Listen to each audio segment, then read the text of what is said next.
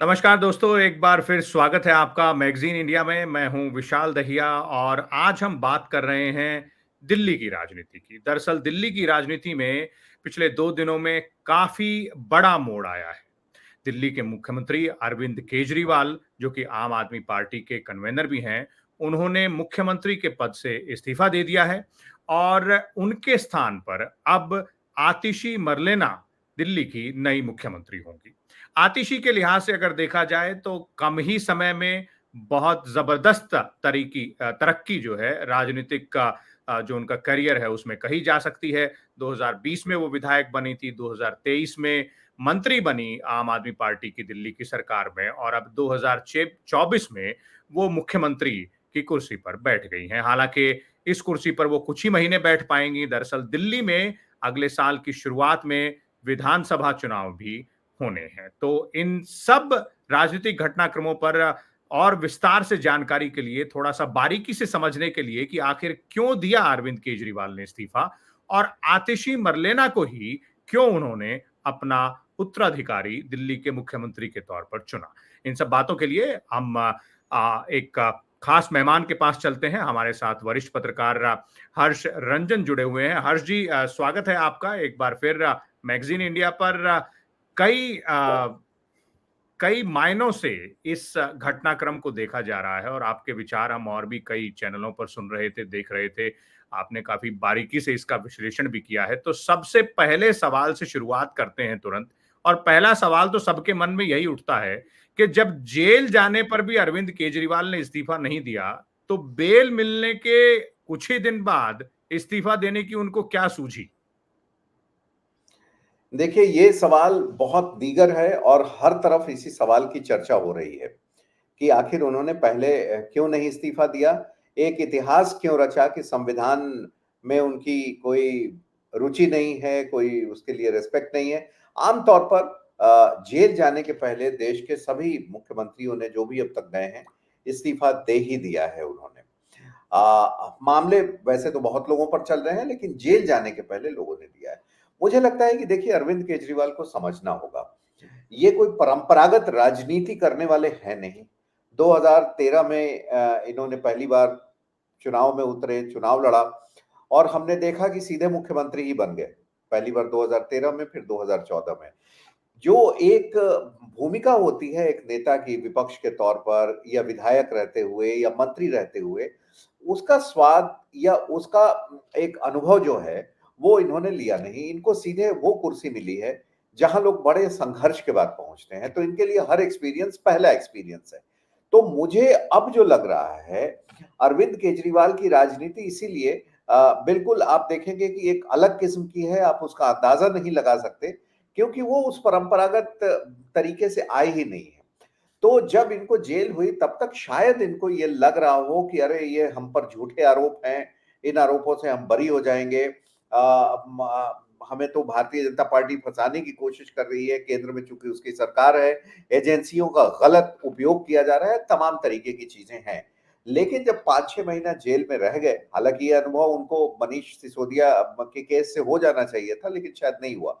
तो इन्होंने देखा कि कोर्ट का क्या रुख रहा है और ऐसा नहीं है कि सीबीआई ने या ईडी ने कोर्ट में कोई दस्तावेज नहीं दिए हैं, बिल्कुल दस्तावेज दिए हैं और इन पर मामला बन भी रहा है। जो बेल हुई है, यहाँ अपने दर्शकों को ये समझाना बेहद ज़रूरी है विशाल, कि जो जी। बेल हुई है, सुप्रीम कोर्ट ने दी है, वो इनके केस के मेरिट के आधार पर नहीं दिया है। ये कोर्ट ने नहीं कहा है कि भाई सीबीआई आपके केस में कोई मेरिट नहीं है, आपने गलत इन्हें फँसाया हुआ है इसलिए हम इनको बेल देते हैं, तब तो पूरा मामला ही वो रिजेक्ट हो जाता। वो नहीं है। बेल इस बिना पर इनको दी गई है कि सीबीआई ने ट्रायल क्यों नहीं शुरू किया अभी तक। ट्रायल शुरू करने में हो रही देरी की वजह से इन्हें बेल दे दिया गया है, मामला चलता रहेगा क्योंकि कोर्ट का अनसेट तरीके से ये मानना है कि बेल जो है वो आपका अधिकार है और किसी को जेल भेजना ये अपवाद में आना चाहिए। ऐसा नहीं ये है कि मामला खत्म हो गया। जी, जी। आपने आपने यहाँ एक महत्वपूर्ण बात कही और वो ये कि अरविंद केजरीवाल के लिए राजनीति में हर एक्सपीरियंस पहला एक्सपीरियंस है और वो एक डिफरेंट तरीके की राजनीति कर रहे हैं पिछले लगभग 10-12 साल से। लेकिन ये जो फैसला उन्होंने लिया है, उसमें politics with a difference and also politics of set standards, जिसे कहा जा सकता है कि भाई देखी परखी हुई जो चालें हैं राजनीति की वो भी चल दी गई हैं, क्योंकि कुछ ही महीनों में दिल्ली में विधानसभा चुनाव होना है, उधर हरियाणा में विधानसभा चुनाव चल रहा है, पंजाब में सरकार चल रही है आम आदमी पार्टी की, लेकिन अंदरूनी कलहबाजी थोड़ी बहुत जो हर पार्टी में चलती है वो वहां भी चल ही रही है। पंजाब और दिल्ली के अलावा कहीं और कोई सफलता आम आदमी पार्टी ने जहां भी चुनाव लड़े वहां उनको नहीं मिली है। तो क्या ये जो उनका कदम है इस्तीफा देने का, उसे इन दो मायनों से भी देखा जा सकता है कि उनको लगा कि ये सही समय है एक सिंपैथी वेव का फायदा उठाने का और एक मॉरल हाई ग्राउंड लेने का भी, क्योंकि कुछ ही महीने बचे हैं और ये इस तरह का एक्सपेरिमेंट हम कई और राज्यों में देख चुके हैं। अभी हरियाणा में जहां चुनाव हो रहे हैं वहां भारतीय जनता पार्टी ने ही चुनाव से ठीक 5 महीने पहले अपना मुख्यमंत्री बदला था। उत्तराखंड में भी चुनाव से पहले मुख्यमंत्री भारतीय जनता पार्टी ने बदला था। तो जब बड़ी राष्ट्रीय पार्टियां इस तरह का काम कर रही हैं और उम्मीद कर रही हैं कि उससे नतीजा निकल आए और कई कई बार निकल भी आता है, तो अरविंद केजरीवाल क्यों ना ऐसा करें? देखिए, जो भारतीय जनता पार्टी ने अपने मुख्यमंत्री बदले उसकी वजह दूसरी थी। उसकी वजह थी एंटी इनकम्बेंसी। यहाँ वो फैक्टर नहीं है। आपने देखा होगा कि आतिशी को मुख्यमंत्री घोषित करने के बावजूद सभी ये कह रहे हैं कि वो सिर्फ खड़ाऊ मुख्यमंत्री हैं, भरत की भूमिका में होंगी, असली मुख्यमंत्री अरविंद केजरीवाल ही होंगे। मैं यहाँ आ रहा था, देखिए इसके 2 पहलू हैं, एक राजनीतिक पहलू है इनके इस्तीफा देने के और दूसरा पहलू मजबूरी का पहलू है। मजबूरी का पहलू इसलिए कि जब इन्हें बेल मिल गई, तब तक इन्हें अच्छी तरीके से कोर्ट में हाजिर होने के बाद और सुप्रीम कोर्ट के रुख से और सीबीआई के रुख से खास तौर पर ये पता चल गया था कि ऐसा नहीं है कि सीबीआई बिल्कुल खाली हाथ है, ऐसा नहीं है कि नई शराब नीति घोटाले में इनके हाथ बिल्कुल पाक साफ हैं और ये दूध के धुले हुए हैं। इतनी समझ तो वो रखते हैं क्योंकि एक बेहद पढ़े लिखे और ब्यूरोक्रेट इंसान है। इसमें कहीं कोई संदेह नहीं है। तो आपने इनकी शर्तों को देखा, सुप्रीम कोर्ट ने जो बेल देते समय दिया है। ये शर्तें बहुत स्पष्ट रूप से कह रही हैं कि मुख्यमंत्री रहते हुए भी ये अपने कार्यालय नहीं जा सकते, यानी सीएमओ नहीं जा सकते, chief minister's office he can not go. Hmm. Number 2, कहीं भी रहते हुए, घर पर भी रहते हुए मुख्यमंत्री की हैसियत से किसी भी कागज पर दस्तखत नहीं कर सकते, सिवाय उन कागजों को छोड़कर जो एलजी के पास जानी है और जिस पर अंतिम फैसला एलजी को लेना है, यानी कि पोस्ट ऑफिस का काम तो ये कर सकते हैं। तीसरी चीज है, कोई बहुत नीतिगत फैसले ये नहीं कर सकते। अगर ये 3 चीजें किसी भी व्यक्ति के पास नहीं है और वो मुख्यमंत्री है, तो उसका मुख्यमंत्री होना या नहीं होना कोई मायने नहीं होता है। तो मजबूरी का पहलू ये है कि इन्हें किसी न किसी को तो मुख्यमंत्री बनाना ही था, जो ये 3 काम कर सके, फैसले ले सके, नीति बना सके, मुख्यमंत्री के ऑफिस जा सके। अब ये अलग बात है कि वो व्यक्ति ऐसा हो जो इनके कहने पर चले और आम आदमी पार्टी को यहाँ आपको थोड़ी-सी दाद देनी पड़ेगी कि वो कह रहे हैं सब कि ये लेम डक की तरह की मुख्यमंत्री हैं, भरत की भूमिका में हैं, खड़ाऊ रखकर करेंगी, जो ये अरविंद ये केजरीवाल बोलेंगे वही ये करेंगी। ये इसी इसी मुद्दे पर मैं आपको लेके आना चाहता हूँ अब, क्योंकि नए मुख्यमंत्री की बात हो रही है और आपने जो कहा कि वो खड़ाऊ रख के राज करेंगी और भरत की भूमिका में रहेंगी, तो इसका फैसला तो लगभग तभी हो गया था कि इसी तरह से राज होगा, जो कि अरविंद केजरीवाल के ने जब घोषणा की थी कि मैं 2 दिन बाद इस्तीफा दूंगा और उसके बाद एक के बाद एक करके आम आदमी पार्टी के जो बड़े नेता हैं उन्होंने प्रेस कॉन्फ्रेंसेस की। उनमें से एक मुझे याद है, सौरभ भारद्वाज, जो कि खुद भी पिछले 48 घंटे में माना जा रहा था कि शायद मुख्यमंत्री बन सकते हैं। उन्होंने अपनी प्रेस कॉन्फ्रेंस में कहा था कि देखिए ये तो राम की तरह वनवास ले रहे हैं, श्री राम की तरह, और इनकी जगह जो भी आएंगे वो केवल खड़ाऊ रख के ही राज करेंगे, ये उन्होंने भी कहा था।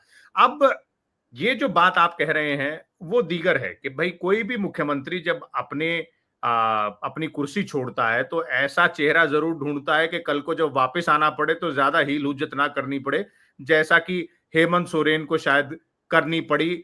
जब कुर्सी मिल गई उसके बाद चंपई सोरेन नाराज होकर पार्टी छोड़ के चले गए, लेकिन इस तरह की नाराजगी ना बने, पार्टी में कोई और बिखराव ना हो। सवाल ये है हर्षरंजन जी कि आम आदमी पार्टी में इतने नेता हैं, हालांकि कुछ जेल में भी हैं, कुछ बेल पे भी हैं, जैसे मनीष सिसोदिया तो बेल ही पे हैं, सत्येंद्र जैन अभी तक जेल में है, अमानतुल्लाह खान भी जेल में है, लेकिन फिर भी कुछ नेता बचे हैं। गोपाल राय हैं, सौरभ भारद्वाज हैं, उनके सांसद भी हैं, संजय सिंह भी राज्यसभा के सांसद हैं, ऐसी बात नहीं है, वो भी बड़े नेता माने जाते हैं। राघव चड्ढा भी राज्यसभा के सांसद हैं।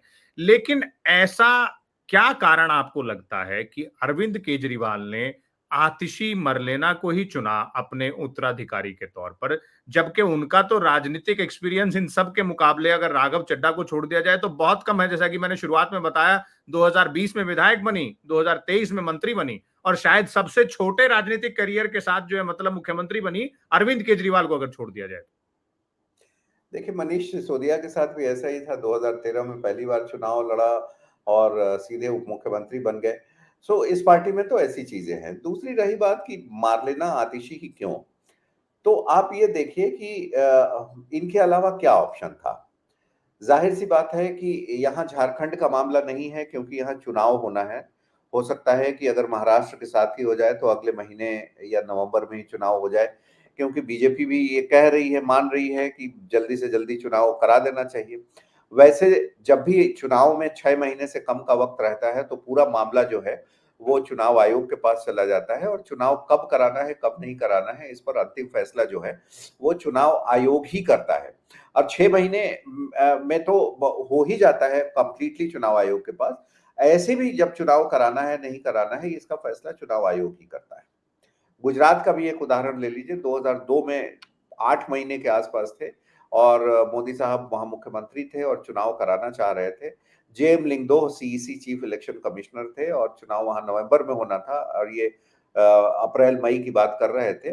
उन्होंने बात नहीं मानी थी और चुनाव कहा था कि समय पर ही होंगे, समय पर ही होगा। तो वो यहाँ की स्थिति जो है वो ये है कि चुनाव होने तक आतिशी को बैठाया गया है। रही बात आपके सवाल की, इनके पास कोई दूसरा ऑप्शन था नहीं, वो किसको करते। ये सबसे एक पढ़ी लिखी नेता है, और दूसरे लंबे समय से देखिए कि ये इंडिकेशंस मिल रहे थे कि सबसे करीबी अगर कोई है मुख्यमंत्री अरविंद केजरीवाल या उनके डेप्यूटी मनीष सिसोदिया के, तो यही हैं। और इसको हम लोगों ने देखा कि मनीष सिसोदिया जब जेल गए, उनकी श्रीमती जी बीमार रहा करती थी, वो घर नहीं अपना छोड़ना चाह रहे थे, लेकिन चूंकि पद छोड़ दिया था इसलिए घर छोड़ने की मजबूरी थी। तो वो घर आतिशी के नाम पर अलॉट किया गया और उसमें मनीष की फैमिली ही रह रही है, अभी तक वही लोग रह रहे हैं। जी। दूसरी बात, 15 अगस्त वाले दिन हमने देखा पिछले महीने कि जब झंडा फहराने की बारी आई और अरविंद केजरीवाल जेल में थे, तो उन्होंने जिसका नाम आगे किया वो आतिशी सिंह का ही नाम किया था। मतलब हालांकि डिफेक्टो नंबर 2 इन्हीं को माना जा रहा तो था। हाँ एक इंडिकेशंस तो था ही। दूसरे कि आप देखिए आतिशी दिल्ली के लिहाज से ठीक भी हैं।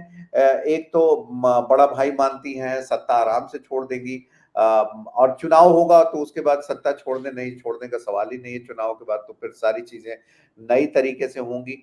तो इनकी क्वालिफिकेशन भी देखिए कि स्प्रिंगडेल स्कूल से पढ़ी हैं, एक अच्छा स्कूल है। उसके बाद देश का सबसे प्रीमियम कॉलेज जो है दिल्ली में, सेंट स्टीफेंस कॉलेज, वहां से इन्होंने इतिहास की पढ़ाई की है। शेवनिंग स्कॉलरशिप इन्होंने लिया और ऑक्सफोर्ड से मास्टर्स की डिग्री की। उसके बाद रोड से भी इन्हें मिला स्कॉलरशिप। तो पढ़ाई में ये अव्वल रही हैं, अच्छी वक्ता हैं, और खास करके एजुकेशन के सेक्टर में जो इन्होंने काम किया है वो काबिले तारीफ है। मुझे नहीं लगता है कि देश के अन्य हिस्सों में भी कोई इस तरीके का काम हुआ है। ये तो काम की बात है जहां जिसकी तारीफ करनी चाहिए। अब सवाल ये होता है कि क्या ये फैसले कर पाएंगी। तो जाहिर सी बात है कि सरकार तो मुख्यमंत्री अरविंद केजरीवाल ही चलाएंगे। मुख्यमंत्री पार्टी के लोग भी उन्हें कह रहे हैं, इसलिए मुझे भी कहना पड़ रहा है अभी। हालांकि अब वो पूर्व मुख्यमंत्री हो जाएंगे कुछ जी। घंटों में या कल तक, जैसे ही इनका शपथ हो जाएगा। तो कुछ फैसले मुझे लगता है कि आतिशी खुद से भी लेगी, और इनके अंदर पार्टी में एक विरोध भी हो सकता है। अभी हमने देखा कि किस तरीके से स्वाति मालीवाल ने कहा कि दिल्ली के लिए बहुत बुरा दिन है, क्योंकि इनका व्यक्तिगत जो है। अब आतिशी के बारे में मैं आपको 1 मिनट बता दूं। आतिशी के माता पिता दोनों पॉलिटिकली थोड़े से एक्टिव भी रहे हैं, दोनों प्रोफेसर रहे हैं, राजपूत हैं पिताजी विजय सिंह, और मिसेस वाही इनकी मदर हैं। और मार्लेना जो नाम आपने देखा है, ये मार्क्स और लेनिन को मिलाकर, मतलब मार्क्स का मार और लेनिन का लेनिन, ये मिलाकर इनको उपनाम दिया गया था बीच वाला। वैसे ये सिंह हैं, आतिशी सिंह, लेकिन आतिशी मार्लेना मतलब आतिशी मार्क्स लेनिन सिंह। तो इनके पिताजी और माताजी दोनों लेफ्ट से मार्क्स और लेनिन से बहुत प्रभावित रहे थे, उनके अनुयायी भी रहे थे और खुले तौर पर रहे थे। अफजल गुरु को जब फांसी हो रही थी, तो वो दस्तखत करने वालों में से थे। जो राष्ट्रपति को याचिका दी गई थी कि इन्हें माफी दी जाए, तो ये अभी घेरेगी, बीजेपी इनको उस विषय पर घेरेगी और जी। ऑलरेडी इन्हीं की पार्टी की जो राज्यसभा सांसद हैं स्वाति मालीवाल, वो इन्हें घेर चुकी हैं। तो अगर कोई और होता, जैसे आपने कैलाश गहलोत की बात की, सौरभ भारद्वाज की बात की, तो मुझे लगता है कि बाकियों को वो इतना आसानी से पचता नहीं। अगर गोपाल राय को बना देते तो सौरभ को नहीं पचता, सौरभ को बना देते तो कैलाश गहलोत को नहीं। अब ये एक महिला हैं, करीबी रही हैं, महिला, तो इनके बिल्कुल। और सामने कोई चुना विरोध नहीं हुआ। चुनाव से ठीक पहले महिला चेहरा, युवा हैं, महिला हैं, शिक्षित हैं और जो प्लैंक है, इलेक्शन प्लैंक जिसे कहा जाए आम आदमी पार्टी का, एजुकेशन सेक्टर में जो उनका क्लेम है कि उन्होंने काम किया है पिछले 10 सालों में, तो उससे भी जुड़ी रही हैं। तो इसलिए शायद जो आप कह रहे हैं, लेकिन बड़ी दिलचस्प जानकारियां आपने साझा की हर्ष जी, चाहे वो उपनाम जो है, सरनेम आतिशी का हो वो, या फिर किस तरह से जो मजबूरियां रही होंगी अरविंद केजरीवाल की इस्तीफा देने के पीछे और आतिशी मरलेना को अपना उत्तराधिकारी घोषित करने के पीछे। आपका बहुत बहुत धन्यवाद। आप के पास दोबारा आएंगे ऐसी ही और बेहतरीन जानकारियां और उनके एनालिसिस के लिए। तो जैसा कि हमारे एक्सपर्ट हर्ष रंजन बता रहे थे कि ये केवल एक राजनीतिक फैसला नहीं देखा जा सकता इसे राजनीतिक फैसले के तौर पर अरविंद केजरीवाल की तरफ से, बल्कि ये उनकी मजबूरी भी कहा जा सकता है,